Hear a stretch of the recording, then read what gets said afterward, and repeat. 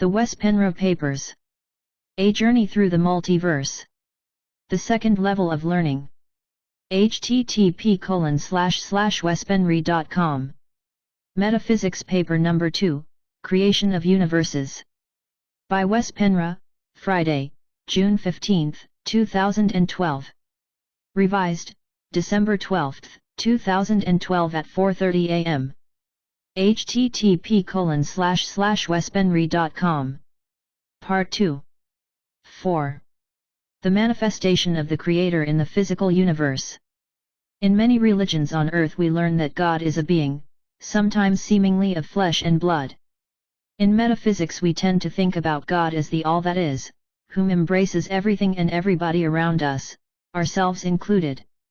But we don't usually think of God as manifest, neither as a being of flesh and blood, nor as a spirit of a kind like that of you and I, but something grander and almost incomprehensible.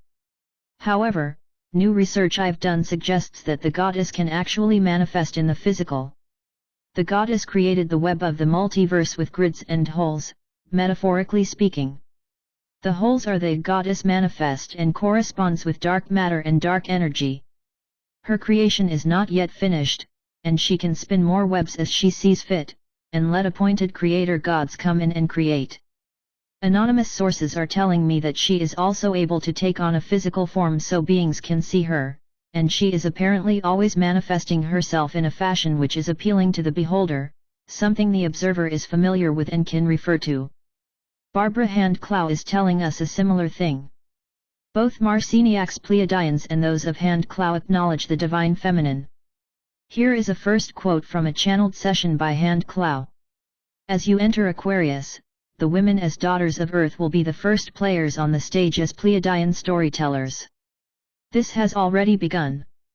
We Pleiadians do not express ourselves via sexual gender, but we are the guardians of the goddess and we have a very feminine vibration. As we speak of woman, we speak of Gaia in each one of you. Your male and female selves are both goddess and god, and as Earth has witnessed an overabundance of male energy, we Pleiadians are here to help all of you awaken the goddess within. During this most recent journey through the galactic night, you became highly self-reflective and your brains are getting very activated. You've developed yourselves magnificently so that you would be ready to challenge forces that control your reality at the cosmic party. We Pleiadians like to refer to these forces as the World Management Team, first named through channel Barbara Marciniak, and as far as I, Satya, can ascertain as I read your vibrations, these forces are directed on Earth by the Anunnaki. But can the goddess really manifest in the universe, just like the biblical alleged God did? According to some sources, the answer is yes. And not only can she do so, she does, ever so often, allegedly. So when a Christian, or non-Christian person, prays to God, he or she is praying to the Mother Goddess, and the prayers are heard. The goddess, in her manifestation, is a very compassionate being, and if help is asked for, help is usually coming, in one form or another.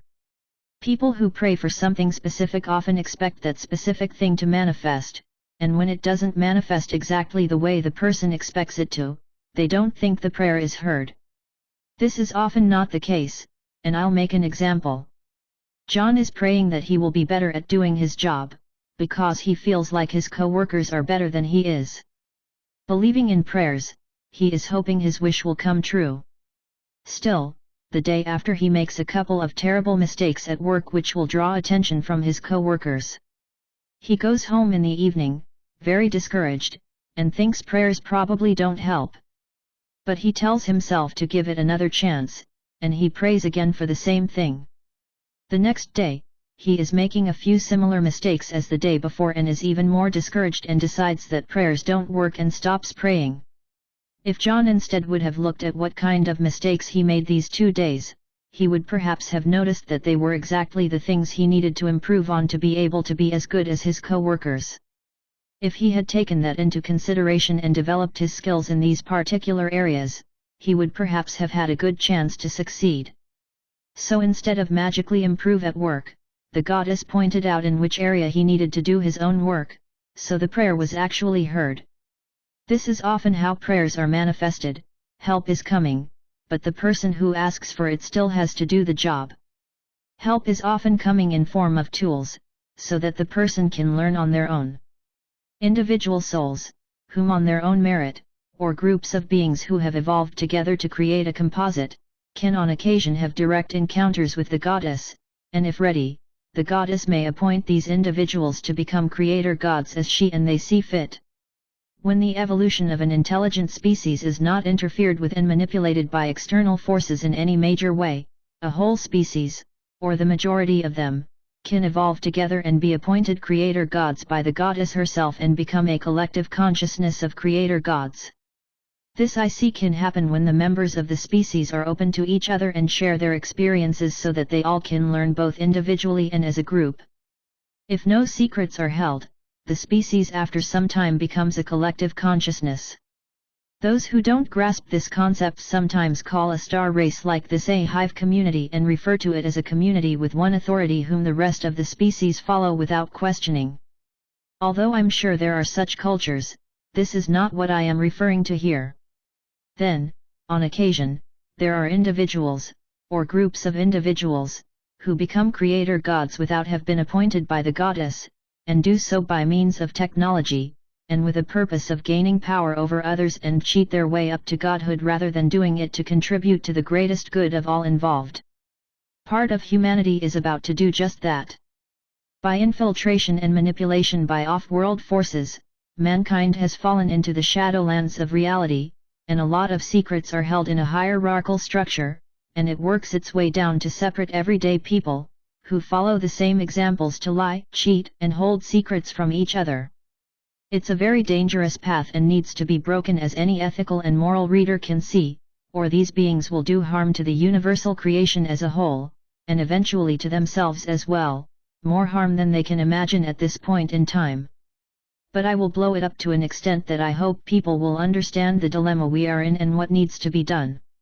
It can be hard for us to understand this process of being appointed, perhaps by a manifestation of the goddess herself, in physical or in spirit, but our nervous system, while still stuck in 3D reality, is very limited, and it requires of us to think outside the box a lot to expand our consciousness.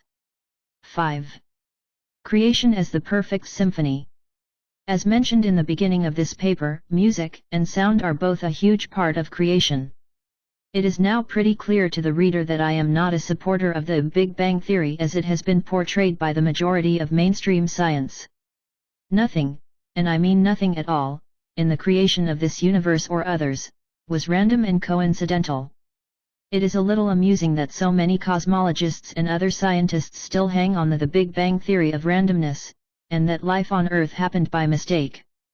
These people are supposedly the top brains on this planet, and they count on our stupidity in trusting everything they say, because of course, most of them know better.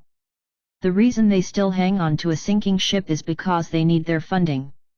If those who fund them, the powers that be PTB deaf to keep it simple, want old paradigms still be promoted to the public, and the scientists who want to keep their paychecks and be rewarded for job well done better adjust to what the money masters say. However, lately we've started seeing a change in this. We now hear that they have found Earth-like planets out there in other solar systems which can be life-bearing, but this is old news and they only release what they absolutely need to in order to keep up with the growing increase of consciousness on the planet. They don't want to look like fools, either. Still, they know so much more than they let us know so much more. As we shall see in the next paper, I am not discarding the idea of a Big Bang itself. Solid evidence shows that this universe was created from a sudden Big Bang, but the difference is that mainstream science are telling us that Big Bang was the beginning of everything, when it was just the beginning of a new cycle in a seemingly endless recycling of universes. It has actually been proven by scientists, but still not accepted in mainstream, starting with a Swiss scientist in the 1960s, Dr. Hans Jenny, that sound and music form matter. It's called cymatics. In a video series on YouTube, the reader can clearly see how vibration creates form. First we see random particles spread out all over, and when sound is played, the particles come together and create amazing geometrical and other patterns. When the sound changes, so do the pattern. The universe is formed and comes together by sound. DNA activation in an individual or group is primarily happening because of sound. This is why the people who run the Wingmakers website, and other groups as well, promote music as DNA activators. A word of warning here. It's up to the individual to sign up for different DNA activation programs or not, but personally I would pass on all of them. This is something that happens naturally and is a part of the development of a species, so always question the intention of those who present such programs before you accept them. Earth resonates at a frequency of 7.8 Hz, and when a human body is able to vibrate at that same rate, there is an incredible psychic opening and increase in awareness. Sounds can even stimulate deterioration or regeneration of organs in the body. Some say that rock music of low vibrations, such as tuned-down guitars played with maximal distortion, still is uplifting to the body and mind, and at least certainly doesn't do any harm. I have heard this from skilled musicians who are also very spiritually aware. When I point out that we can clearly see the effects from those who listen to that kind of music a lot, and it's not uplifting, the spokesman blame this on the lyrics. Yes, I agree that the lyrics can, and do, work to program your brain, but the low-frequency music does the main job, albeit, often the two work together. I would go as far as to say that not only does it degrade the listener, but can also make them sick, even terminally ill. David Icke, in his book, Human Race Get Off Your Knees The Lion Sleeps No More talks about the same thing regarding creation and music. In fact, string theory in mainstream science is based on something similar. Particles are indeed invisible vibrating strings. Icke quotes the American theoretical physicist, Bert Overut, as follows. You can think of it as a violin string or a guitar string. If you pluck it in a certain way you get a certain frequency, but if you pluck it a different way you can get more frequencies on this string and in fact you have different notes. Nature is made of all the little notes, the musical notes, that are played on these superstrings. It goes on, showing a picture of a complex pattern, and underneath the picture he writes. This pattern has been created, and is held together, by particles reacting to a blueprint communicated through sound. When the sound changes the pattern changes and when the sound stops the particles return to a random state. This is how worlds are created out of the still and silent all possibility. I agree totally with Icke and the point he wants to make. The symphony of a galaxy, for example, is what keeps everything within that galaxy within a certain frequency band, which perhaps corresponds to the purposes and goals of that particular galaxy. Same goes for stars and planets and so on. These things are all sentient beings, and music I think will become a greater and greater part of a being's awareness as they evolve, and not only to have something to listen to, it's embedded in the DNA. Each person has their own song, and although most of we humans can't hear those songs, they are still there and are our signatures. The song changes slightly with our mood, and when we get more evolved, we will hear not only our own songs, but the songs of the universe itself. No worries, though, this doesn't mean each person is going to walk around hearing a billion songs at the time, but we can tune in and tune out just like we do with all the sounds constantly going on around us. Then, when we become founders, stars, galaxies etc., we're going to set the tune for our own creations, so we'd better have a good song to begin with. Unfortunately, that's not always the case. Not all creator gods have a good song to share. 6. The Pyramid Builders. Sound is extremely powerful. If it's made to create universes, it can of course be tamed and used on smaller scales. All the great pyramids, for example, they stand there as monuments from past civilizations about whom we know next to nothing. It's a mystery, and the creation of these wonders of the world has puzzled mankind for thousands of years. How come we can't even slide a credit card between the cracks of many of these stones that build a pyramid? Many explanations have been suggested, both in mainstream and by alternative thinkers and researchers, one more ridiculous than the other. The theory that the pharaohs were using slave labor to transport these huge stones and put them up where they should go is widespread. This theory falls on its own merit due to that there often is not even a location nearby where these stones could have been transported from, and no less could human slave labor put stones so perfectly together. These civilizations are supposed to be very primitive compared to ours, so did the slaves use hackers and hammers to make them this perfect? It is amazing sometimes what they want people to believe, counting on that humans are extraordinary stupid, or stupefied. Sadly enough, many people accept such ludicrous theories without thinking twice about them. The pyramids were, in fact, created by the gods with sound technology, which becomes quite obvious when we understand how sound can form and format matter, as explained above. The Pleiadians further tell us that the pyramids in Egypt were used as sound devices to communicate with the heavens. But not only that, they were used for many things, and one of these things were as weights to balance electromagnetic forces and actually to create an acupuncture point of energy into the earth grid. They further explain that the Great Pyramid does not only exist above the ground. Below the ground the structure pierces the earth so energy from the cosmos can be transmitted and grounded from one age to another. The Great Pyramid in Giza has been around far longer than historians and archaeologists have postulated and has a greater purpose than any of our history books lets us know. 7. The ethereal composite and the DRAP, death recycling amnesia trap. Have you ever considered the definition of yourself? What is it that defines you? If you look in the mirror and peel away the masks, the pretensions, the deceptions, the fears, the thoughts, the feelings, what remains? For most they would answer their soul or spirit. And if I told you that the soul as most define it does not truly exist apart from the mind, what would you say? James of the Wingmakers. Now, how is that possible if we reincarnate over and over again on this planet, and all time is simultaneous and we live all these lives at the same time, from a multidimensional perspective? Don't we in that case have different minds in different lifetimes? Well, not really. Read again what James is saying in the above quote. He says, the soul as most define it does not truly exist apart from the mind. My emphasis. And how do most of us define soul? I think LPGC explains it pretty well when they tell us what the soul in fact is. They call the soul the information cloud def, which is pretty much what it is. So, let us go a little more in details about what a soul is. Let us also explain the concept of oversoul. The soul/information cloud is the part of self which gathers information from each lifetime. The information cloud is surrounding, and tightly connected with, and indexed to, the mind and the body on a specific planet. The soul is in its turn composed of a light body, or an avatar, and the mind is connected with an emotional body. All of them, including the soul/information cloud, are electrical components.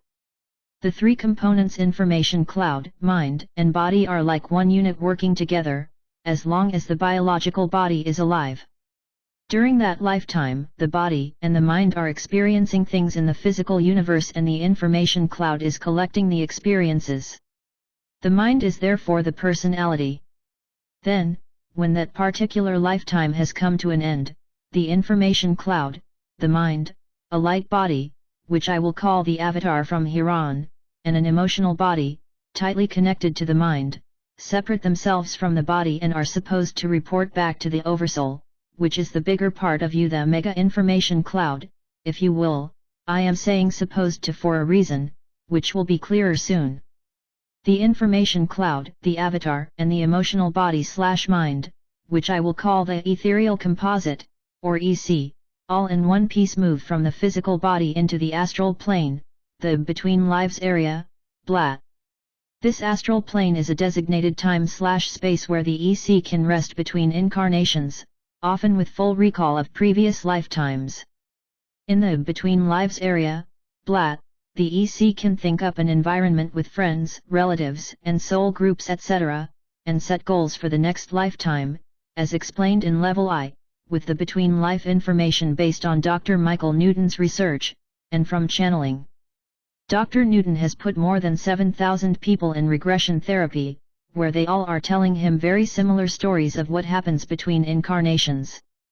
Now, in order to understand what I am going to explain, we have to think of the multiverse as being very fluid. Nothing is set in stone. Everything can be changed, relived, and healed, even events that have already happened. This is what the so-called nanosecond from 1987 to 2012 is all about.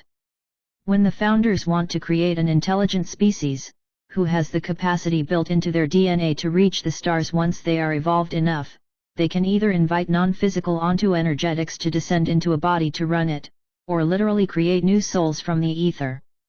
These latter souls will be created from the ocean of consciousness all around us, the 96% of spirit/goddess, which is dark matter and dark energy, to operate in the physical universe, and will become separate individuals instead of just part of the ocean. In other words, they will gain separate consciousness and become self-aware here in the 4%, they are so-called newborn souls, and hence they are very naive in the beginning until they learn. We've all been in this newborn stage. I am aware of that many channeled sources have a different view on this, saying that all souls are equally old, i.e. as old as the physical universe. This is, from what I have come to understand, not correct. From a multidimensional standpoint, the soul is ageless, because all time is simultaneous, and in addition, the soul originates from outside of time as we know it, it originates in the goddess universe. When an individual soul is born to explore the physical universe and its dimensions, in order to have individual experiences here in the 4%, at that point became individually aware. This soul can then split up in different factions to explore many realities at once, as explained in level I. Then, as these soul fragments, all of the same soul entity, are experiencing things, they are creating a storage for their own experiences, which becomes the oversoul. The more experiences a soul has, lifetime after lifetime here in the 4%, the bigger the oversoul grows, restoring all the wisdom of the different soul fragments.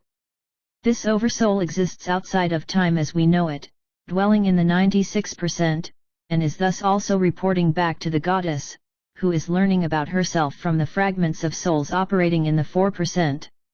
The purpose of our whole existence is to experience and learn so that the goddess can learn more about herself by letting fragments of herself operate randomly without any set outcome.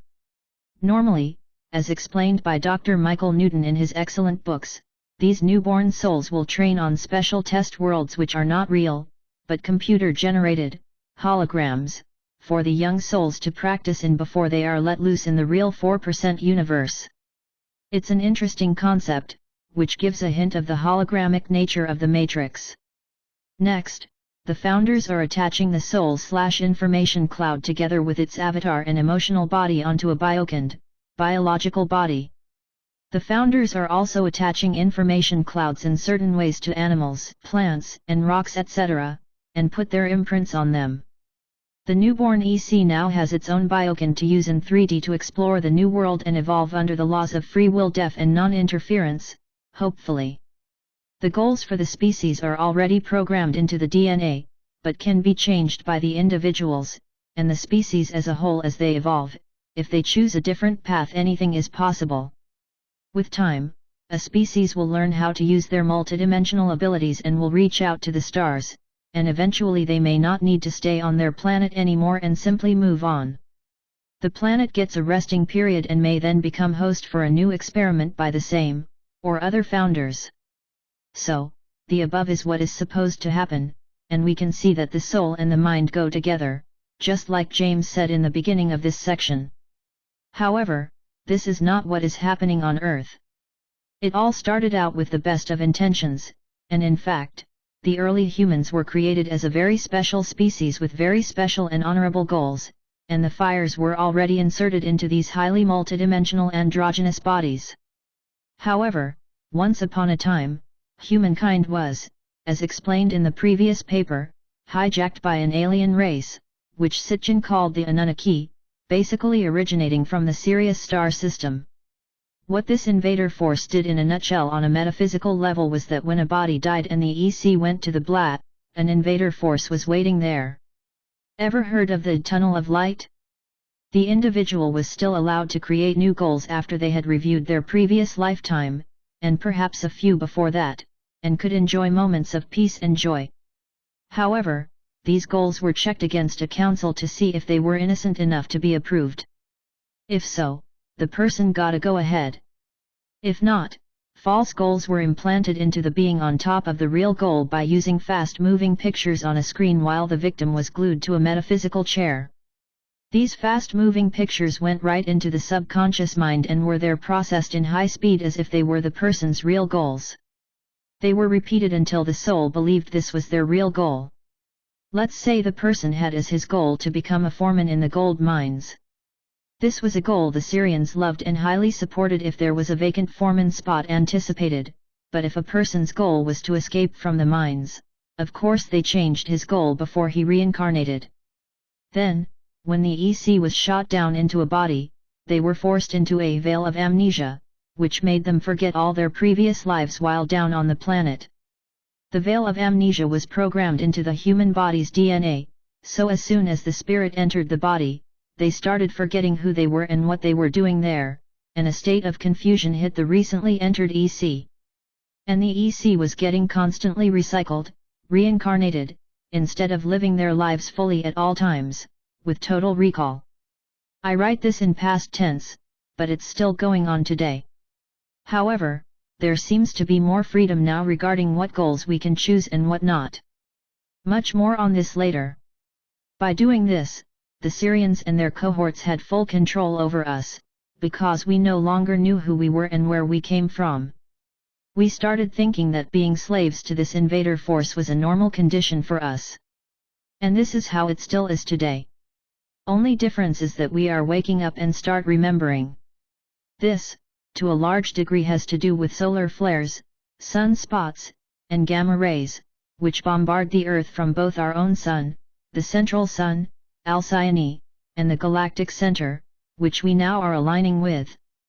Gamma rays carry tons of information and trigger our DNA and help us decode encoded strands, which we call junk DNA, but is none of the sort. There is a very special reason, beyond any other reasons, why the Pleiadians want us to stay grounded in our bodies while we are reaching out to the stars. The bodies are being decoded by the electrical impulses from the electrical sun and the galactic center. This means that our junk DNA is now being reactivated, and we can once again become what we were before the invaders came. So hold out, things will get better for us. The problem we have now with the personality issue after we've been enslaved is that we forget who we are when we move into the next incarnation. This means that our personality changes, and can change drastically, when we compare different lives. We can be the sweetest person in one life, but when we are born into another genetic bloodline next time, we are pretty much subjected to the memories embedded in the DNA of that bloodline, plus what our parents teach us, plus our experiences while we grow up, etc., environmental issues. This doesn't mean we lose our basic personality that is the real us, but it does mean that we can be each other's opposite from lifetime to lifetime until many of us one day soon will wake up totally to whom we are on a soul level and can regain our basic, loving personality. Most people, throughout time, don't even know that they live again and again, but now we start realizing that we do. Due to the veil of amnesia, we can no longer easily access our previous lives, and we have to relearn everything we already know on a soul level every single lifetime, and this is the whole purpose, because then the powers that be can reprogram us via their educational system to teach us only enough to become the perfect slaves, and how to pay our taxes, how to make the rich richer, and how to remain poor but still think we are free. It's the perfect trap almost if it wasn't for the fact that we are waking up from our sleep state, more rapidly now than ever before. The question is, are we waking up fast enough? I told you to keep in mind that the multiverse is fluid. Now I will explain why that is so important to understand. First of all time is simultaneous, so on a higher, multidimensional level, all our lifetimes happen at once, and we leave our imprints in each and every lifetime we have lived. Therefore, both those who say we live all lifetimes simultaneously, and those who say we simply reincarnate as the same soul over and over, are both correct in a way. Let me explain. Even if you lived a lifetime in the 1500s, which obviously is in the past from our point of view, it is still possible, because of the fluid multiverse, to access that lifetime in your mind and change the events and outcome of it. This is possible because you left your imprint there and that lifetime is not gone, it still exists in the fluid multiverse. We are now almost at the end of a great year, one great year being roughly 26,000 years, one orbit around the zodiac, and time is speeding up. This is normal and always happens at the end of a cycle, and those who are born to live through these times, being able to have a body here in this particular time period must consider themselves very lucky, even if the challenges are great. The reason being that when a great year comes full circle, each being has the great opportunity to heal themselves along the lines of time. By taking on the challenges we are facing now, on a soul level, more and more so every day, and do what we can to resolve them, we are healing old lifetimes at the same time. The problems we are facing right now, both on an individual basis and as a collective, are what we normally call karma. What blows up in our face are unresolved problems and issues from many previous lifetimes we've had on this planet. If we handle accordingly, we will heal and evolve exponentially, because we no longer have unresolved issues from the past attached to us, which will draw our energy and attention from the very present, which is the only thing that really exists. Everything is one big present. When we heal issues in our present during this time period, we also heal both our past lives and our future ones. Past and future are just illusions. When we start healing ourselves, whether it is emotionally or physically, we also begin to feel more and more love and understanding for the present moment and everything therein. We become more spirit or fire and stronger and more powerful than most beings in the multiverse. Why? Because of what we have gone through down here. Once we've handled our issues and regained our normal multidimensional abilities and remember who we are, very little can bring us down again, and the men of power will have no effect on us. We will go into this in more details in the last papers of Level 2. By healing ourselves along the lines of time, do I mean that we have to address each and every lifetime in order to heal? No. The issues we are facing during this current lifetime, roughly between now and 2012, are the ones we need to address in order to fully heal on a soul level. Unresolved issues are a chain of events. Let's say you have a recurring problem in your love relationship. You can then be quite certain you have had this problem in many previous lives. But when fully coming to terms with the problem in present time, you break the chain, and the same problem will be resolved in your previous lives. There are multiple timelines in existence, and hence, there are many parallel universes where you exist in as well, in a slightly different version of reality based on different outcomes. For example, there are timelines where Hitler won the war and where 9/11 never happened. This is irrelevant to your healing process. You only heal the timeline you are in every single moment in life because that's where the healing needs to take place. 7.1. The fire and the avatar. So let's back up a little bit so we can explain a little deeper what a soul is and what it is composed of. Robert Morningsky talks about souls being small pieces of fires who inhabit our bodies. They are tiny nanoparticles, which correspond to the subquantum level of the universe. These tiny fires are borrowed by the founders directly from the goddess. The goddess/spirit, the 96% or the universe, lends her energy from the ocean of consciousness to the founders to use when creating new fires. Therefore, the fire is feminine in nature. You can even see this when a baby is created in a woman's womb.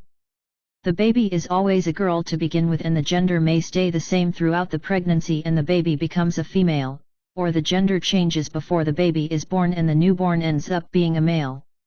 When the Creator God has borrowed this intelligent energy from the goddess, a fire that is still in infancy, without any experience in the physical universe, the founders attach an avatar and a mind, emotional body, to the fire in a superior form of compartmentalizing the fire into different sections with different tasks. This avatar is the same as the light body in New Age circles and amongst spiritual researchers. But it's much more than just a light body that we use in the ether when our physical body is dead. A common belief is that the light body/avatar is the body we use in the between life area, blah, to manifest ourselves, choosing how we want to look. For example, a 90-year-old woman dies on Earth and goes to the blah and meets her relatives. She is somewhat shocked, because many of these relatives died when they were old, but here they look like when they were young, when they were in their best years. They explain to the 90-year-old that this is how they prefer to look like, because that's when they liked themselves best when they were on Earth. They tell the 90-year-old that she can do exactly the same thing just by thinking about looking the way she wants. So, there in the ether, without the resistance of a body, the 90-year-old does what she was suggested, and Viola. She looks like she did as a 25-year-old. So what is happening here? Well, the soul, the mind, and the avatar leave the physical body together, they are never separated. So here, in a less dense environment, the souls can use their avatar and shape themselves as they please, and everybody else will see the change. This is also a clue to what shape-shifting really is. Interestingly enough, in Dr. Michael Newton's books, based on these more than 7,000 witnesses telling us through regression therapy exactly what happens between lives, people who died said they were picked up by their spirit guides, and although it mostly seems to be a pleasant experience, some witnesses were horrified, because their guide looked like a demon, or looked very scary to the deceased. Then, all of a sudden the guide changed shape into something much more pleasant, laughing and saying he was only joking. Well, not very nice perhaps, but what this guide did was to change shape of his avatar, making him look scary just because he could. This, I should add, seems to be a very rare event. In most cases, the guides look very pleasant. Perhaps the discarnate soul in these cases needed a wake-up call, so the guide manifested himself in this negative way, who knows? We often hear from star races that humanity is royal, and many researchers are wondering why that is. Later on we are going to discuss the reason for this, and in fact, it's a very important subject and goes like a line through the whole second level of learning.